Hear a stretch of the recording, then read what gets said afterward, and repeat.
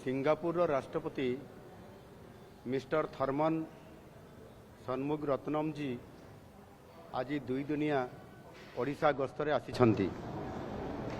एही अवसर रे आज विमानबंदर रे आमे आम राज्य सरकार पक्षरु तांकर भव्य स्वागत करिछु। एही दुई दिन गस्त मध्य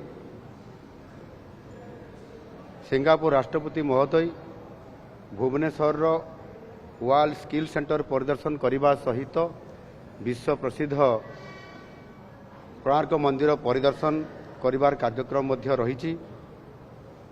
मो सहित आम राज्य मंत्रिमंडल सदस्यगण एवं राज्य सरकार वरिष्ठ अधिकारी माने तांकर सहित विभिन्न क्षेत्र में संपर्क को किभली भाव में अधिक सुदृढ़ करने विभिन्न पर्याय रे ये दी दिन धरिकी आलोचना जारी रहिबो।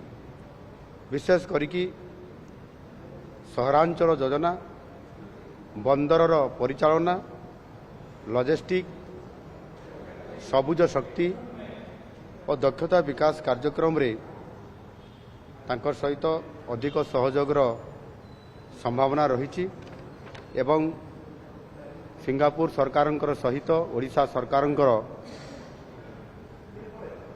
अनेक गुड़िए कार्यक्रम तांकर सहित एमओयू साइन होबार कार्यक्रम अच्छी।